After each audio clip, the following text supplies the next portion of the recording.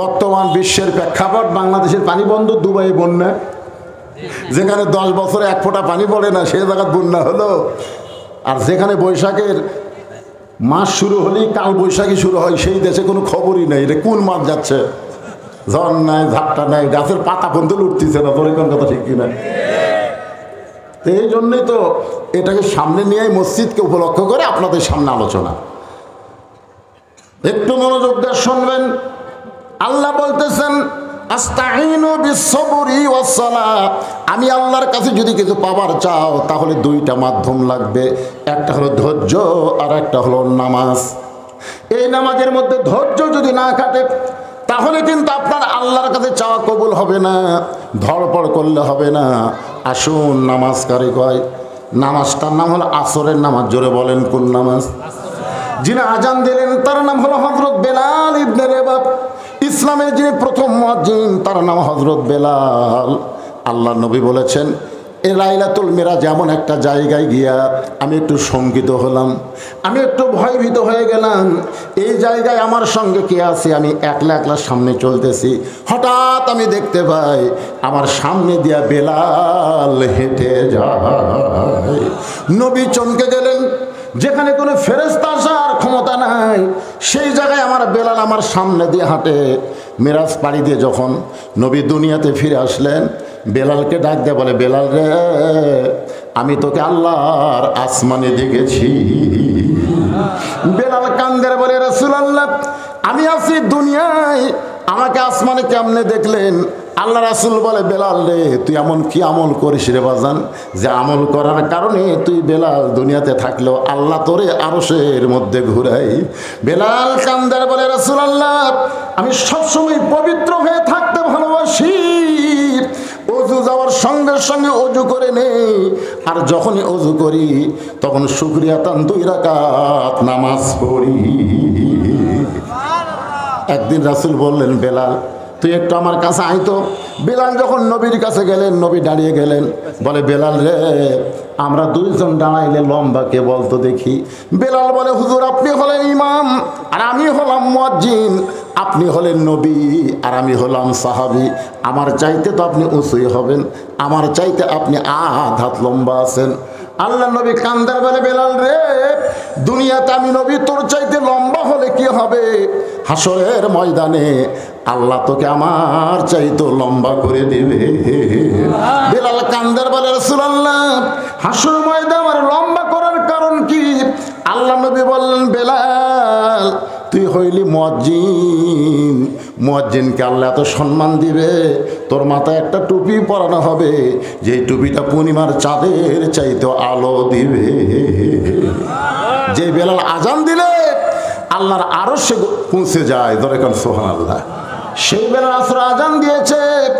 আজান দেওয়ার সঙ্গে সঙ্গে সাহাবীরা মসজিদের মধ্যে হাজির হয়ে গেল। মসজিদে হাজির হওয়ার পরে যখন জামাতের সময় হয়েছে, এমন সময় আল্লাহ রাসূল বেলালকে বললেন, তুমি আকামত দাও।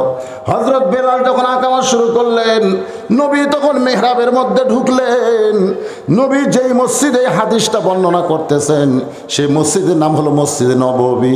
মসজিদ নববীতে কিন্তু মেহরাব আছে, কিন্তু মসজিদে কোবার মধ্যে মেহরাব নাই। যারা হজ করছেন, হজ তো করছেন, করেননি? আপনি করছেন, হজ করছেন কোনটা? ও মাশাআল্লাহ। দেখি যারা হজ করছেন তারাই 2 মসজিদ দেখছেন। মসজিদে কোবা হচ্ছে মদিনায় হিজরত করার পরে রাসূল প্রথম নির্মাণ করছেন। প্রথম যে মসজিদটা মদিনায় নির্মাণ করছেন সেই মসজিদের নাম কি?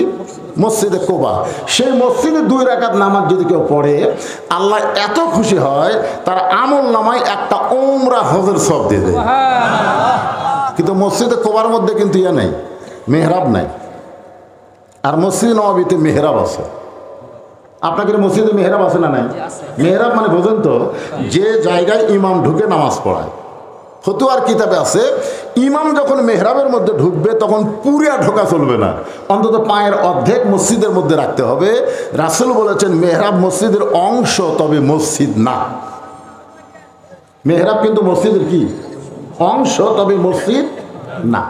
যেরকম আমার হাত দেহের অংশ কিন্তু দেহ না। আমার কথা কি বুঝতেছেন? যতক্ষণ দেহের সাথে লাগে আছে ততক্ষণ কি দেহের অংশ। এখন আমার এই হাত কাটে যদি ওটি ফেলা দেওয়া যায়, কেউ কি বলবে ওটা বধূশীদের দেহ করে আছে? তো মেহরাব যতক্ষণ মসজিদের সঙ্গে লাইগা থাকবে ততক্ষণ মসজিদে থাকবে। এই জন্য ইমাম সাহেব যখন মেহরাবের মধ্যে ঢুকবে পুরা ঢোকা চলবে না, অন্তত পায়ের আর্ধেক মেহরাবে রাখতে হবে। এই মেহরাবটা তৈরি করার পিছনে কারণ হলো আল্লাহ রাসূল জোহরের নামাজ আদায় করে যখন বসলেন, এমন সময় নবীর উপর আল্লাহ তাআলা কোরআনে আয়াত নাজিল করলেন, ইয়া আইয়ুহান নাবিয়্যু হারজিল মুমিনিনা আলাল কিতাল। ওগো নবী, শুধু মুসলমানদের নিয়ে জামাতবদ্ধভাবে নামাজ পড়লে হবে না, শুধু জামাতে নামাজ পড়লে হবে না, শুধু জিকির করলে হবে না, শুধু রোজা করলে হবে না। এই মুসলমানদেরকে আপনাকে স্ট্যান্ডিং সৈন্য হিসাবে গড়ে তুলতে হবে। সৈন্য হিসাবে হারজিল মুমিনিনা আলাল কিতাল, জিহাদের ময়দানের, যুদ্ধের ময়দানের সৈন্য হিসাবে গড়ে তুলতে হবে। আপনারা কি আশ্চর্য হচ্ছেন? এটা কি আমার উপরে রাসূলের উপরে নাযিল করেনি? এটা বর্তমান বাংলাদেশের ওয়াজ না তো, এটা আল্লাহ রাসূলের সময় আল্লাহ তাআলা জানাই দিলেন শুধু 5 ওয়াক্ত নামাজ জামাতে বললে হবে না, যারা জামাতবদ্ধ হয়ে নামাজ পড়তেছে তাদেরকে সৈন্য হিসেবে গড়ে তোলেন। কারণ আপনি মক্কা থেকে মদিনায় হিজরত করেছেন, মনে করেছেন মক্কার কাফেররা ভুলে গেছে। আপনি মনে করছেন যে আপনি মক্কা ছেড়ে মদিনা চলে আইছেন, মক্কার কাফেররা ভুলে গেছে। ভুলে যায় নাই, বরং আপনি যেখানে গেছেন ওরা সেখানে নজর রাখছে। আজকে পৃথিবীর কোন জায়গায় প্রকৃত মুসলমান আছে আপনারা বলেন তো? কাফেরদের নজর আছে না নাই? ভেজাল মুসলমান যেখানে আছে সেখানে কাফেরদের কোনো নজর নাই। বাংলাদেশ হলো ভেজাল মুসলমান। যেরকম কি মুসলমান? ভেজালের উপরে কোনো নজর নাই, নজর হচ্ছে আসলের উপরে। এখন গোটা পৃথিবীতে আসল মুসলমান দেশ কোনটা আলোচনা শুনলে বুঝতে পারবেন, বুঝলেন? আসলের উপরে নজর আছে, ভেজালের উপরে নাই। আমরা বাংলাদেশের মুসলমান, আসল মুসলমান কেমনে হব আজকে আলোচনার ভিতর দিয়ে আপনারা বুঝতে পারবেন। একটু মনোযোগ দিয়ে কথাগুলো শুনতে হবে ভাইজান। আল্লাহ রাসূল মেহরাবের মধ্যে ঢুকলেন। এই মেহরাবটা কি এটা বোঝানোর জন্য বলতেছি। আল্লাহ তাআলা আয়াত নাযিল করার পরে নবী বললেন আল্লাহ কি করব? বলে মক্কার কাফেররা যে কোনো সময় মদিনা আক্রমণ করতে পারে, আর মদিনা যখন আক্রমণ করবে তখন দোয়া দিয়া দরুদ দিয়া আপনি মদিনা রক্ষা করতে পারবেন না, কাফেরদের বিরুদ্ধে অস্ত্র ধরা লাগবে। দোয়া দিয়া দরুদ দিয়া বাংলাদেশ রক্ষা করা যাবে? কথা কর না কেন যাবে? আল্লাহ বাংলাদেশে ভারত আগ্রাসী ভূমিকা চালাচ্ছে, যার কারণে বাংলাদেশের মেয়েরা নষ্ট হয়ে যাচ্ছে। আজকে মেয়েদের জন্য স্টার জলসা, জি বাংলা, ছেলেদের জন্য ফিল্ম সিরিয়াল, ইয়াবা, এগুলো সব আমাদের যুব শক্তি, নারী শক্তিকে নষ্ট করে দিচ্ছে। দরিদ্র কথা ঠিক কিনা? এই বলে যদি আমি দোয়া করি আর কান্দি, স্টার জলসা বন্ধ হবে? কথাক্ষণ বন্ধ হবে? আমি যতই দোয়া করি ইয়াবা থেকে, হিরোইন থেকে, ফেন্সিল থেকে আমাদের যুব শক্তিকে বাঁচাতে পারবো না। এইগুলো খারাপি থেকে বাঁচাইতে গেলে অন্যায়ের বিরুদ্ধে প্রতিবাদ করতে হবে। ধরে দেন কথা ঠিক, কথা বল না। আজকে প্রতিবাদ করবেন? হ্যাঁ, একটু মনোযোগ দেন। সঙ্গে সঙ্গে নবী সাহাবীদেরকে সৈন্য হিসেবে গড়ে তুললেন। আর এই সৈন্যরা যেই জায়গায় অস্ত্র রাখতেন সে জায়গার নাম হলো মেহরাব। এখন আপনারা বলেন মেহরাব কি রাখার জায়গা? সবাই বলেন না কেন? আমরা রাখি বা না রাখি, মেহরাব কি রাখার জায়গা? বর্তমানে মেহরাবে কি আছে? আমাকে আপনাকে মসজিদের মেহরাবে কি আছে? কিছুই নাই। ইমাম সাহেব যুদ্ধের কথা বলবে, সুদের কথা কেবল কষে, বুঝলেন? মসজিদের কেশিয়ার আবার সুদ খায়। ইমাম কেবল সুদের বিরুদ্ধে কোরআনে আয়াত তেলাওয়াত করছে, আয়াত বুঝতে পারে। এই শালারা কিন্তু আয়াত বোঝে না। আপনি আয়াত দিয়ে যা কন কন ওরা কিছুই বুঝবে না। কিন্তু যখনই আয়াতের বাংলা অর্থ কবার গেছে যে সুদের সবচাইতে বড় গুনাহ হচ্ছে আল্লাহর সঙ্গে যুদ্ধ করা, আর সবচাইতে নিম্ন গুনাহ হলো নিজের মায়ের সঙ্গে জিনা করা। আপনারা কিছুই মনে করলেন না। আর এই সুদের পাপের কথা বলতে গিয়ে রাসূল 3 বার মুখ ধরছেন। 3 বার এভাবে রাসূল মুখ ধরে। সাহাবীরা বলে হুজুর মুখ ধরেন কেন? বলে এতই শরম লাগতেছে, এই পাপের কথা কেমনে বলি। মানে সুদ খায় যারা, তাদের কি পাপ এইটা বলতে নবী শরম করতেছে। তো সাহাবেরা বললেন, হুজুর আপনি না বললে আমরা বুঝবো কেমনে? রাসূল বললেন, সুদের সবচেয়ে নিম্ন পাপ হলো নিজের মায়ের সাথে জিনা করা। আপনারা বলেন তো, বাংলাদেশে কোনো পাগল মাকে বিয়ে করবে? আর সে মায়ের সঙ্গে জিনা করা। ইমাম সাহেব কেবল ওয়াজ করছে, কেশিয়ার নামাজ শেষ করে বলতেছে, গাট্টি গুট্টি যা আছে বাঁধেন, আপনাকে আর লাগবে না। আমার অপরাধ কি? বলে আমি সুদ খাই আর আমার বিরুদ্ধে ওয়াজ করিস। এখন সুদের বিরুদ্ধে, ঘুষের বিরুদ্ধে এগুলো বললেই তো ইমামের চাকরি থাকবে না। জোরে কোন কথা ঠিক কিনা? আর মেহরাবের ইতিহাস তারা কেমনে বলবে? আল্লাহ রাসূল মেহরাবের মধ্যে ঢুকলেন, হযরত বেলাল আকামত শুরু করলেন। এমন সময় নবী দেখে সামনে কাতারে একজন সাহাবী বসেই আছে, এখন পর্যন্ত উঠতেছে না। বেলাল কদ কামাতিস সালাহ, কদ কামাতিস সালাহ বলে, তারপরেও সাহাবী যখন উঠতেছে না, বসে আছে। সিয়ারত বসে নাই, এমনি বসে আছে। সিয়ারত বসা দেখলে যে রাসূল কি বলতেন আল্লাহ ভালো জানে। শুধু বসে আছে। আল্লাহ নবী বললেন, রে সাহাবী, হযরত বেলাল আকামত দিয়েছে, কদ কামাতিস সালাহ বলেছে, এরপরেও তুমি বসে আছো। কুমু লিল্লাহি কানিতিন, আল্লাহর জন্য আনুগত্য নিয়ে দাঁড়িয়ে যাও। রাসূল কোরআনের আয়াত তেলাওয়াত করলেন, কুমু লিল্লাহি কানিতিন। কুম শব্দের অর্থ হলো দাঁড়াও, লিল্লাহি কার জন্যে? জোরে বলেন কার জন্যে? কানিতিন শব্দের অর্থ হলো আনুগত্য নিয়ে। সাহাবী ছোট বাচ্চার মতন কাঁদতেছে। আল্লাহ রাসূল বলে, সাহাবী এরকম কান্দো কেন?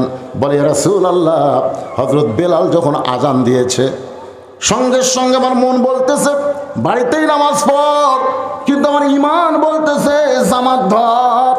বাড়িতে নামাজ পড় আর ঈমান বলতেছে জামাত ধর। প্রত্যেকটা মুসলমান আজান শোনার পরে মন কি বলে? বাড়িতেই নামাজ পড়। আর ঈমান বলতেছে জামাত ধর। মসজিদে নামাজ পড়লে নামাজ কায়েম হবে, বাড়িতে নামাজ পড়লে নামাজ কিন্তু কায়েম হবে না। 5 ওয়াক্ত ফরজ নামাজ জামাতের সঙ্গে আদায় করা লাগবে। বিশেষ করে 2টা ওয়াক্ত সম্পর্কে রাসূল বলেছেন, এশার নামাজ আর ফজরের নামাজ যারা জামাতে পড়ে না, এরা নামাজি হলেও এরা মুনাফিক। জোরে কোন কয় ওয়াক্ত? কমপক্ষে 2 ওয়াক্ত নামাজ এশা এবং ফজর কেউ যদি জামাতে আদায় করতে পারে, সে আর মুনাফিক হবে না। আপনারা বলেন তো, 5 ওয়াক্ত নামাজের মধ্যে এই 2 ওয়াক্ত নামাজই কিন্তু আমাদের কষ্ট মনে হয়। ফজরের নামাজ, ফজরের বাতাস মুনাফিকেরা কোনো দিন নিবার পারে না। যত বড়ই গুনাহগার হই না কেন, ফজরের নামাজ যখন মসজিদে পড়তে আসবো, সকালবেলার বাতাস আমার নাকের মধ্যে ঢুকে আমার ঈমানকে তরতাজা করে দিবে। একটু মনোযোগ দিয়ে শুনবেন। রাসূল বললেন, বলো কি খবর? বলে, রাসূলুল্লাহ, আমি আজকে 3 দিন হলে না খাওয়ার কারণে আমার দেহ এত দুর্বল হয়ে গেছে, আমার মন বলতেছে বাড়িতে নামাজ পড়, কিন্তু আমার ঈমান বলতেছে জামাত ধর। হুজুর, আমি হামাগুড়ি দিয়া দিয়া হাঁটতে পারি না, আমি দাঁড়াতে পারি না। হামাগুড়ি দিয়া দিয়া মসজিদের বারান্দা পর্যন্ত আসলাম। আমি যেই বারান্দায় আসলাম, আমার ঈমান বলতেছে সামনে কাতার ধর। কারণ মসজিদের মধ্যে যত কাতার আছে, সবচেয়ে দামি কাতার হলো সামনে কাতার। রাসূল বলেন, সামনে কাতারের ফজিলত যদি আমি বয়ান করতাম, তাহলে সামনে কাতারে নামাজ পড়ার জন্য ঠেলাঠেলি মারামারি হতো। এ হাদিস দ্বারা আল্লাহর নবী বুঝাইলেন, মসজিদের মধ্যে যত কাতার আছে, সবচাইতে সামনে কাতারের গুরুত্ব কম না বেশি? সওয়াব কত বেশি? রাসূল বলেনি, বললে মারামারি হতো। সব ধনীগুলা, সব টাকা আলা, শক্তি আলা, তুই সামনে যাবি কেন? আল্লাহ রাসূল বলেছেন, গোটা মসজিদের মুসল্লি মিলে যে সওয়াব পায়, ইমাম বরাবর পিছনে যেই মুসল্লি দাঁড়াবে, আল্লাহ তাকে একাই সমান সওয়াব দিয়ে দেয়। কোন জায়গা? মানে ইমাম যে জায়গায় দাঁড়ায়, ইমাম বরাবর পিছনে যিনি দাঁড়ায়, সমস্ত মুসল্লি মিলে যে সওয়াব পায়, ও একাই সেই সওয়াব পায়। এখন আপনারা সে জায়গায় দাঁড়াবেন? দাঁড়াবেন না। শর্ত হলো, সবাই দাঁড়াবার চাইলেও পারবা না। ইমাম যদি মাগরিবের 3 রাকাত পড়াতে 1 রাকাতই ওযু যায়, ইমামের 3 রাকাত, মাগরিবের কয় রাকাত? 3 রাকাত পড়াতে 1 রাকাতে রুকু থেকে যে সেজদাত গেছে, ফিস করে বের হয়ে গেছে। তখন ইমাম কি বলবে? ভাইরে, আমার ওযু নাই। এ কথা ইসলামে বলা যাবে না। ওই ইমাম বরাবর পিছনে যিনি আছেন তার কাছে এইভাবে নাক ধরে ইমামের জায়গায় খাড়া করে দিবেন। যেখান থেকে ইমামের উযু গেছে সেখান থেকে তাকে নামাজ পড়ানোর যোগ্যতা থাকতে হবে। খালি সওয়াব নাই, ঠেলাও আছে। জোরে কোন ঠিক না? যদি ইমাম সাহেব হাত ধরে টানে ইমামের জায়গা দেওয়ার জন্যে, আর ওই লোকটা লাইনে আমার টানিস কেন বলা মাত্রই ওকে 11টা ব্যাত মারা লাগবে। কয়টা ব্যাত? কে রে তোকে ইমাম কেন টানে তুই জানিস না? নামাজ নষ্ট করে দিলি, নামাজ নষ্ট করার অপরাধে তাকে 11টা ব্যাত মারা লাগবে। সোয়াবও আছে, ঠেলাও আছে। যেরকম সোয়াবও আছে। আল্লাহ রাসূল বললেন, এরপরও বলো তোমার খবর কি? সাহাবী বলে, ইয়া রাসূলুল্লাহ, আমি সোয়াবের আশায় সামনে কাতারে বসে পড়েছি। হযরত বেলাল যখন আকামত দেওয়া শুরু করেছে আমি তখন থেকে দাঁড়ানোর জন্য প্রস্তুতি নেই। হুজুর, আমার মন দাঁড়াইলে কি হবে? আমার দেহ এত দুর্বল, আমি দাঁড়াবার পারতেছি না, আমার গোটা দেহ ঘর্মি খাই পড়ে যায়। আল্লাহ রাসূল বললেন, ওসমান, ওসমান। সঙ্গে সঙ্গে ওসমান বলে, লব্বাইক ইয়া রাসূলুল্লাহ। আপনারা বলেন তো, মসজিদ নববীতে শত শত হাজার হাজার সাহাবী, কিন্তু আল্লাহর নবী কাউকে ডাক দিলেন না। ডাক দিলেন, তার নাম কি? আরো জোরে বলেন, নাম কি? ওসমানকে ডাকার কারণ হলো, নবী যখন মদিনার প্রেসিডেন্ট ছিলেন, নবী যখন মদিনার রাষ্ট্রপতি ছিলেন, ওই সময় নবীর কতগুলো মন্ত্রী ছিল। কতগুলো কি ছিল?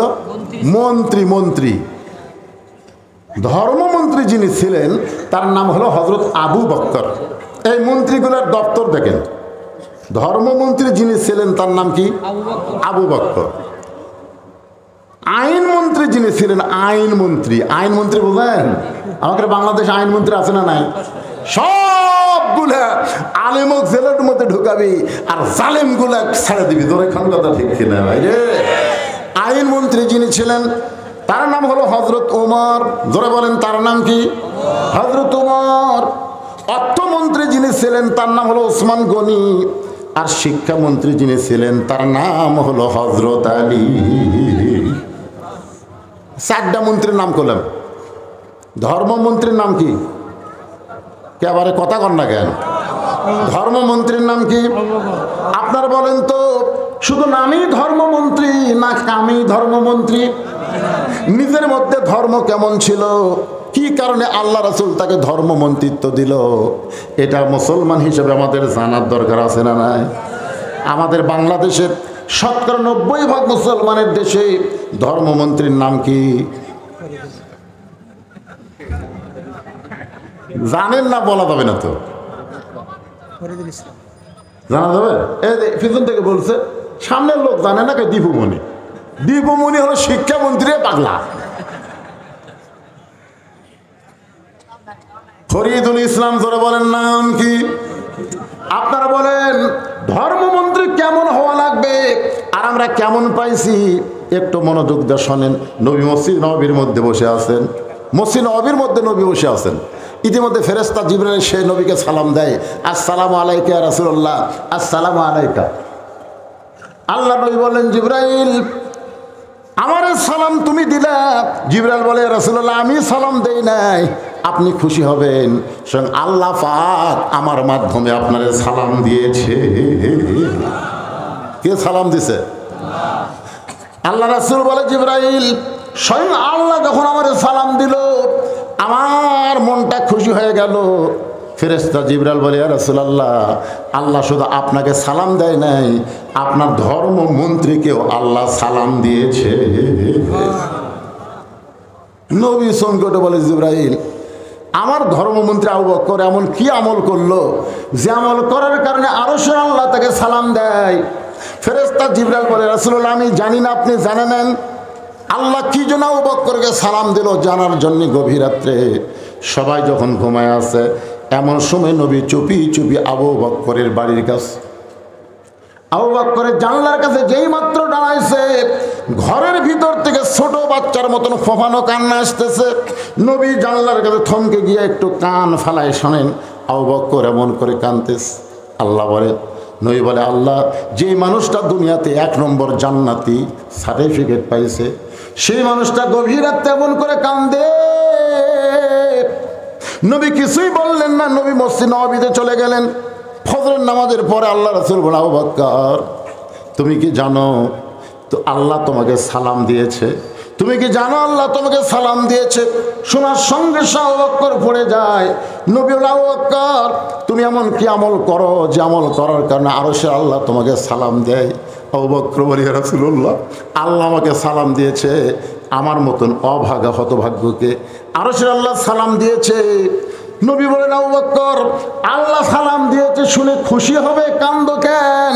আবু বকর বলে, ইয়া রাসূলুল্লাহ আমার মধ্যে এমন কোনো যোগ্যতা নাই যে আল্লাহ পাক আমারে সালাম দিবে। রাসূল বলে, আবু বকর তোমার যোগ্যতা আমি জানি, সবাই যখন ঘুমায় তুমি তখন কান্দো, কারণ কি? আবু বকর বলে, রাসূলুল্লাহ আমার কান্দার কারণ হলো হাসরের ময়দানে আল্লাহ যদি বলে আজকে সবাই জান্নাতে যাবে, শুধু একজন ব্যক্তি জাহান্নামে যাবে, আমার এত ভয় ওই একজন ব্যক্তি যদি আবু বকর হয়। রাসূল আবু বকর দুনিয়ার সবাইকে আল্লাহ জান্নাত দিবে, একজনকে জাহান্নাম দিবে, আর সেই মানুষটা তুমি হবে। এই ভয় করে কান্দার কারণে ইন্না আকরামাকুম ইনদাল্লাহি আতকাকুম, আল্লাহ পাক তোমারে সালাম দিয়েছে। দেখছেন, সেই মানুষটা হলো ধর্মমন্ত্রী। আইন মন্ত্রীর নাম কি? তোরা কেন আইন মন্ত্রীর নাম কি? হযরত ওমর। কেমন আইন? বাংলাদেশের মতন ৯৬টা দেশের খলিফা, আমাদের বাংলাদেশের প্রধানমন্ত্রী একটা দেশ, আর এই দেশের মতন ৯৬টা দেশের খলিফা হচ্ছেন হযরত ওমর। সুবহানাল্লাহ।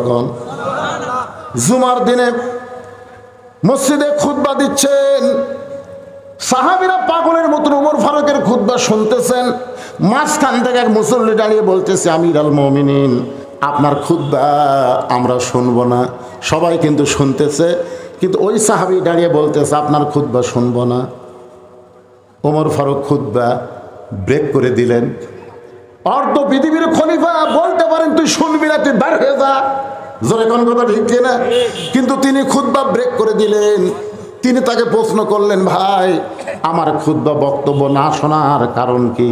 বলে, আপনি আমাদেরকে খাটো পাঞ্জাবি দিয়ে আপনি লম্বা জুব্বা পরে খুতবা দিচ্ছেন, যতক্ষণ পর্যন্ত আপনার লম্বা জুব্বার কাহিনী না বলবেন ততক্ষণ আপনার খুতবা শুনবো না। ওমরের চোখ দিয়ে দর দর করে পানি পড়তেছে। সমস্ত সাহাবীরা পাগলের মতো ওমরের দিকে তাকায় আছে। ওমর কোনো কথা বলতেছে না। এমন সময় ৬ লক্ষ হাদিসের হাফেজ তার সন্তান আব্দুল্লাহ ইবনে ওমর বাবার পাশে দাঁড়িয়ে গেলেন। নবীর সাহাবীরা রে, তোমরা খাটো পাঞ্জাবি হলেও তো নতুন পোশাক পরে নামাজ পড়তে আইছো, আমার পরের দিকে তাকায় দেখো, আমার পরে নতুন কোনো কাপড় নাই। ওসমান গনি বলে, আব্দুল্লাহ আজকে জুমার দিনে সবাই নতুন কাপড় পরছে, তুমি কেন পুরাতন কাপড় পরাইছো? আব্দুল্লাহ বলতেছে, আমি যদি নতুন কাপড় পরতাম তাহলে আমার বাবার লম্বা জুব্বা হইতো না। দুনিয়ার সবাই যখন ঘুমায় গেছে, এমন সময় আমার বাবা চুপি চুপি আমার ঘরের দরজায়, দুনিয়ার সবাই ঘুমাইছে, কেউ চেতন নাই, এমন সময় আব্দুল্লাহ ইবনে ওমর বলতেছে, আমার বাবা আমার ঘরের দরজায় আমাকে আব্দুল্লাহ আব্দুল্লাহ বলে ডাকতেছে। আমি দরজা খুলে দেখি বাবার হাতে একটা পাঞ্জাবি। আমি খুশি হয়ে বললাম, বাবা বাইতুল মাল থেকে আমার একটা পাঞ্জাবি দিছে, আর একটা গভীর রাত্রে আপনি দিবার আইছেন। খলিফার বেটা হওয়ার কারণে আমার 2টা পাঞ্জাবি হবে। জোরে কোন কয়টা? মেম্বরের বেটা, চেয়ারম্যানের বেটা, বাংলাদেশের মতন ৯৬টা দেশের খলিফার সন্তান বলতেছে, খলিফার ছেলে হওয়ার কারণে আমার 2টা জামা হবে, একটা বাইতুল মাল থেকে দিছে, আর একটা গভীর রাত্রে আপনি দিবার আইছেন।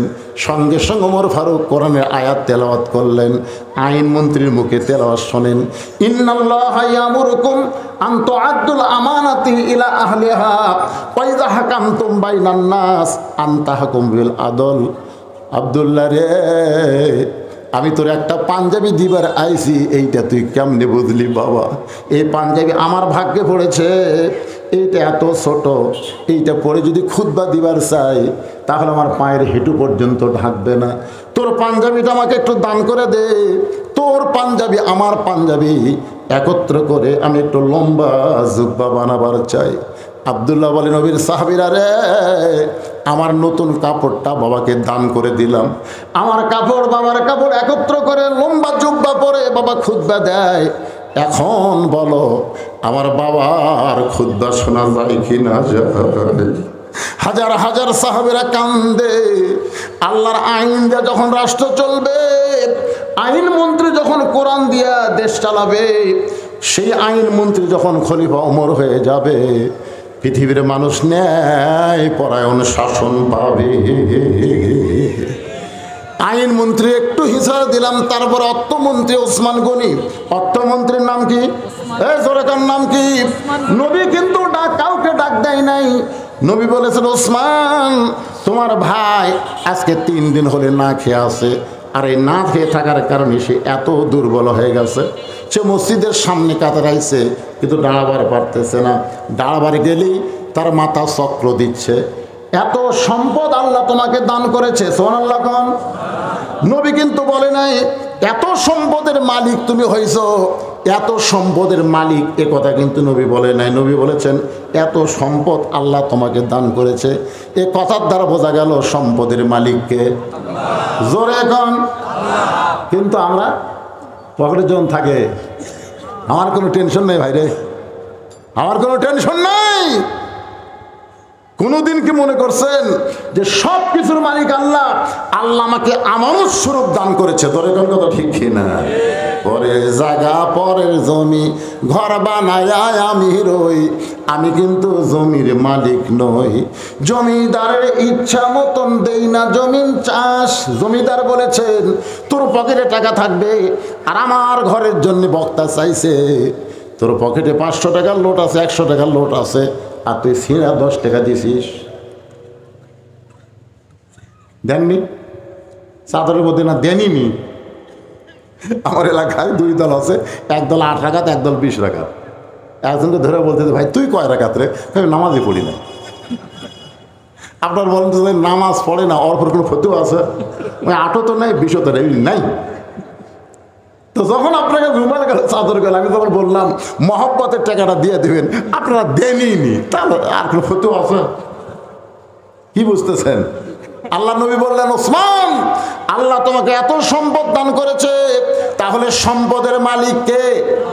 সবাই দেন বা না দেন সত্যি কথাটা বলবেন না। সম্পদের মালিক কে? আরো জোরে, জোরসে বলুন। জোর হলো না? আরো জোরে।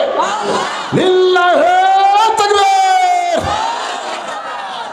এই বিশ্বাসটা খালি করেন যে সম্পদের মালিক আল্লাহ, আমাদেরকে আমানত স্বরূপ দিয়েছে। শতকরা 2.5 টাকা বেশি থাকলে গরিবদের দেওয়া লাগবে। ধরে কোন কথা ঠিক কিনা? ওসমান গনিকে রাসূল বললেন আল্লাহ তোমাকে এত সম্পদ দান করেছে, সেখান থেকে তোমার ভাইকে তুমি কিছু দিয়ে দাও। তোমার ভাইরে যদি দিয়ে দাও, তোমার ভাইরে আর না খেয়ে থাকা লাগবে না। ওসমান গনি বলে রাসূলুল্লাহ আমার ভাই 3 দিন হলে না খেয়ে আছে, এইটা যদি আমি আগে জানতাম তাহলে আমি নিজে না খাইয়া আমার অসহায় গরিব ভাইয়ের কাছে আমি খাবার পৌঁছাইয়া দিতাম। সুবহানাল্লাহ বলেন না? আপনারা বলেন তো ওসমান গনির কথার সাথে কি আমলের মিল আছে? মিল নাই? কথার সাথে যে আমার ভাই 3 দিন হলে না খেয়ে আছে, এইটা যদি আমি আগে জানতাম তাহলে আমি নিজে না খাইয়া আমার ভাইয়ের বাড়িতে খাবার পৌঁছায় দিতাম। আপনার বলেন তো অর্থমন্ত্রীর কথার সাথে কাজের মিল আছে না নাই? তার জীবনে পড়ে দেখেন। আমি যখন 11 সালে প্রথম মদিনায় যাই, প্রথম 11 সালে, আমার তো মনের খালি আশা যে রাসূলের রওজা জিয়ারত করব। জিয়ারত করার পরে মোয়াল্লিম বলতেছে হুজুর আর একটা জায়গা আছে, যে জায়গার মধ্যে 10,000 সাহাবী ঘুম পাড়তেছে। কয় হাজার? কম পক্ষে 10,000 সাহাবী ঘুম পাড়তেছে। সেই জায়গার নাম হলো জান্নাতুল বাকি। জান্নাতুল বাকি দিকে 11 সালে আমি একটা বিপদে পড়ছিলাম। বিপদটা হলো কি, আমি জিয়ারত করতে করতে হালিমাতুস সাদিয়া নবীর দুধমার কবর জিয়ারত করে কেবল একটু উত্তর দিকে যাওয়ার চাইছি, বুঝলেন? আমার সাথে আরও 5-7 জন আছে। ইতিমধ্যেই ওই জান্নাতুল বাকির মধ্যে কিন্তু পুলিশ থাকে, গোরস্থানের মধ্যে পুলিশ। আর আমাদের বাংলাদেশে যতই ধরাধরি হোক গোরস্থানে পুলিশ যায় না। ধরে কোন কথা ঠিক কিনা? যায়। আমার এলাকার এক ভোটের আগে 7ই জানুয়ারিতে ভোট হলো, এই ভোটের আগে লুকে লুকে একটা খেলা হলো। পুলিশ কিন্তু সব বাড়ি যায় না, খালি খুঁজলে এই বাড়ি তারা কোন দল। এত বাড়িতে খুঁজলে লোকটা কখন যে ধরা পড়বি এই ভয়ে ওই কবরস্থানে যায় একটা কবর খুঁড়িছে, কবর খুঁড়ে নিচে খেয়ার দিয়ে তারপর কম্বল পড়ে ওই তার বললে আপনি অর্ধেক ঘুম পাড়ায়। মাঝে মধ্যে বউ মোবাইল করে বলে গো খবর কি, নিরাপদ জায়গায় আছি, কোনো টেনশন করিস। সবচাইতে নিরাপদের জায়গা হলো গোরস্থান। যে খবরদার আপনি যেন আসেন না, এ পর্যন্ত 3 বার পুলিশ আইছিল। তখন বলে কোনো টেনশন করিস না, এমন জায়গাতে আছি পুলিশের বাপও আসবি না। আসলে যায় না, গোরস্থান পুলিশ যায়, কিন্তু জান্নাতুল বাকি গোরস্থানে পুলিশ ঘরে। পুলিশ ঘরের কারণ হলো আমাদের মতন কিছু ব্যবসায়ীরা লোক আছে যেটি সেটি হাত তোলে, যেটি সেটি কি তোলে, হাত তোলে। এই জন্য পুলিশ এসে বলে মান্য হারাম, এক জায়গায় হাত তুলতে হবে, সেইটা হলো আল্লাহর কাছে। জোরে কোন কথা ঠিক কিনা? আমরা বাবা তোমার দরবারেতে কেউ ফিরে না খালি হাতে, ঠিক আসলে নাই। আল্লাহ ধন নবীর দিয়া, আল্লাহ আছে গায়েব হইয়া, নবীর ধন খাজা নিয়া শুয়া আছে আজমিরে, কেউ ফিরে না খালি হাতে, খাজারে তোর দরবারেতে। আপনারা বলেন তো তাওহীদ না শিরক? সবাইকে বলা লাগবে তাওহীদ না শিরক। একমাত্র চাইতে হবে কার কাছে? আস্তাইনু বিসসবরি ওয়াসসালাহ। এইটা নিয়ে আপনাদের সামনে আলোচনা করতেছে, একটু মনোযোগ দেন। যেই মাত্র উত্তর দিকে যাওয়ার চাইলাম, কতগুলো পুলিশ দৌড়ে এসে আমাদের সামনে দাঁড়িয়ে বলল মামনু মামনু। মামনু মানে না জায়েজ, কুল্লু হারাম, মানে এখন থেকে যাওয়া প্রত্যেক ধাপে ধাপে হারাম। আপনি কন সৌদি মদিনাত পুলিশ ঘুষ খাবি? যদি 10 টাকা বের করে দিই, যাই ভাই, ওইদিকে মন টানতেছে রে। না, আমরা চলে আসলাম। আসার পরে জোহরের নামাজ পড়ে মসজিদ নববীতে আমি একটু ঘুরতেছি, হঠাৎ এক সময় একটা জমজমের হাউজের কাছে আমি বসে বললাম, যখনই তৃষ্ণা লাগে জমজমের পানি খাই আর খুরমা খেজুর খাই। এমন সময় দেখি একজন ব্যক্তি, এখানে বুড়া থোড়া ভাঙ্গাচুরা মানুষ, মসজিদ নববীর মধ্যে ঢুকলো। আমরা যেখানে জুতা রাখি ওই তাকের মধ্যে এরকম পাগড়ি ঢুকাই দিয়ে সে পাগড়ি ধুলে দেয়, এই চেয়ারের মধ্যে মশে। আমি বললাম পাগল নাকি? হাজি সাহেবরা যেখানে জুতা রাখে সেই জুতার জায়গা মুছে নিজের চেহারায় মালিশ করে।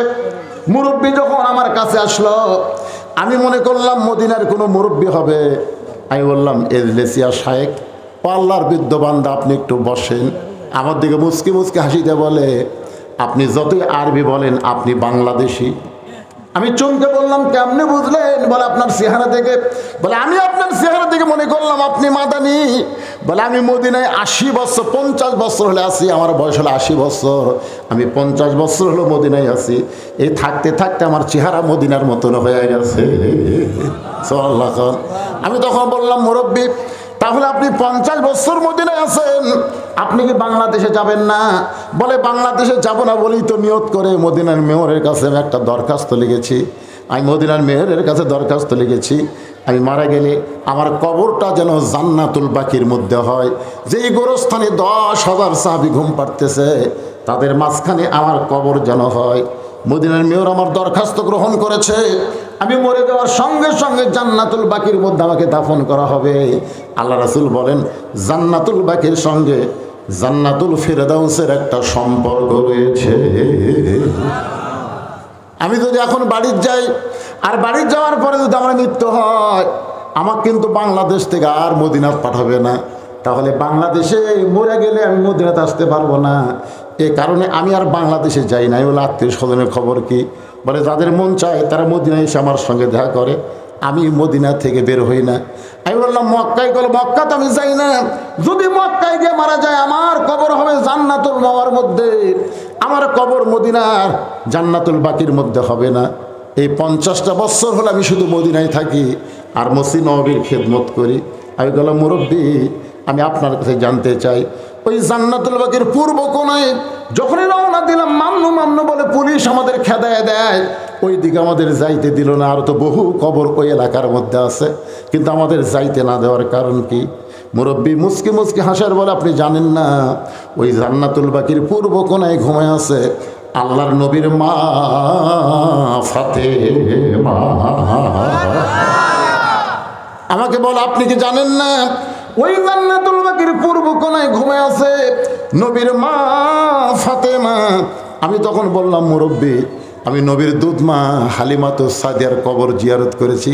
যারাই হজ করতে যান দুধ মা হালিমাতুস সাদিয়ার কবর জিয়ারত করতে পারবেন, কিন্তু আপনি যাকে মা বলতেছেন সে তো নবীর মেয়ে,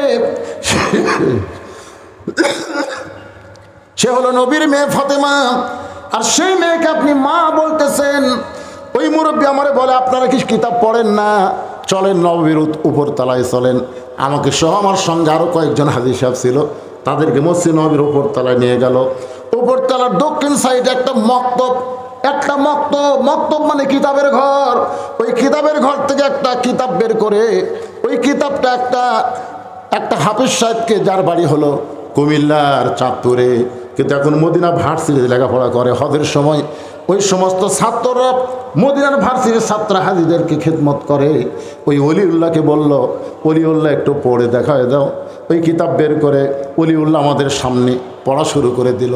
আল্লাহ রাসূল তাইফের ময়দান থেকে যখন মক্কায় আসলেন, মক্কা আসার পরে নবীর যখন 4টা মেয়ে ছিল, 4টা মেয়ের মধ্যে রোকেয়া, কুলসুম আর জয়নাব ঘরের মধ্যে ঢুকে আল্লাহ নবীকে বলতেছে, বাবা, তাইফবাসীরা তো পাথর মারলো, এই কষ্ট আপনি কেমনে সহ্য করবেন বাবা? এই কষ্ট আপনি কেমনে সহ্য করবেন? 3টা মেয়ের মতন কথা বলে যখন ঘর থেকে বের হয়ে যায়, এমন সময় নবীর মেয়ে ফাতেমা ঘরের মধ্যে ঢুকে দরজা বন্ধ করে দেয়। রাসূল বলে, ফাতেমা, ঘরের মধ্যে ঢুকে দরজা বন্ধ করলি মা? ফাতেমা বলতেছে, বাবা, ইব্রাহিম নবীর জন্যে আল্লাহ নমরুদের চাগুন শান্তির বাগান বানায় দেয়, মুসা নবীর জন্য আল্লাহ সাগরকে রাস্তা বানায় দেয়, আর আমার বাবার জন্য আল্লাহ তাইফের পাথরকে তুলা বানাবার পারলো না। আজকে ফিলিস্তিন মুসলমানের জন্যে বাইতুল মুকাদ্দাস আল্লাহ আবাবিল পাখি প্রেরণ করে না। আর আব্রাহা বাদশাহ যখন বাইতুল্লাহ দখল করতে ছিল, তখন আবাবিল পাখি দিয়া তাদের হস্তি বাহিনীকে ধ্বংস করেছিল। ধরে কোন কথা ঠিক কি না? আপনারা বলেন তো, মসজিদে হারাম আল্লাহর ঘর, বাইতুল মুকাদ্দাস আল্লাহর ঘর, তাহলে মসজিদে হারাম কাবা ঘর ধ্বংস করতে আসলে তাকে যদি আল্লাহ পাখি দিয়া ধ্বংস করে দেয়, আজকে বাইতুল মুকাদ্দাসে 32,000 মুসলমানকে ইহুদি শয়তানরা হত্যা করলো।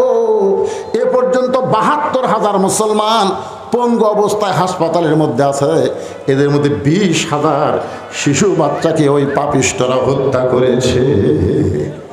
একটু খেয়াল করেন। তাহলে ইব্রাহিম নবীর জন্য আল্লাহ নমরুদের আগুনের চুলা শান্তির বাগান বানায় দেয়, মুসা নবীর জন্য আল্লাহ সাগরকে রাস্তা বানায় দেয়, আর আমাদের নবীর জন্য তাইফের পাথর আল্লাহ তুলা বানায় না।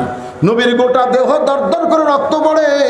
ফাতেমা বলতেছে, বাবা, আপনি বড় না ইব্রাহিম বড় না মুসা বড়? সঙ্গে সঙ্গে নবী বলেন, ফাতেমা, তুমি কি আল্লাহর কোরআন পড়ো? আল্লাহ কোরআনে বলেছেন, ওরা ফায়না লাকা যিকরা, আল্লাহর পরে সবচাইতে যিনি দামি তিনি হলেন আমাদের নবী। আপনাদের কি মনে হয়, ইব্রাহিম বড়, মুসা বড়? তাহলে ইব্রাহিমের জন্য নমরুদের আগুন শান্তির বাগান হয়, মুসা নবীর জন্য আল্লাহ সাগর রাস্তা বানায় দেয়, আর আমার নবীকে তাইফবাসীরা পাথর মারে, ওই পাথর গায়ে লেগে রক্ত ঝরঝর করে পড়ে। কারণ কি? হ্যাঁ, কারণ হলো আমাদের নবী সবসময় দোয়া করতেন, আল্লাহ, আমার কারণে, আমার উম্মতকে কষ্ট দেওয়ার কারণে তুমি গোটা জাতিকে ধ্বংস করো না, বরং তাদেরকে হেদায়েত দেওয়ার দোয়া কামনা করতেছি। সুবহানাল্লাহ। আল্লাহ পারে না ইহুদিকে ধ্বংস করতে? পারে কি? কথা কোন পারে কি পারে না? আল্লাহর নবী দোয়া করেছেন তায়েফবাসীর জন্য।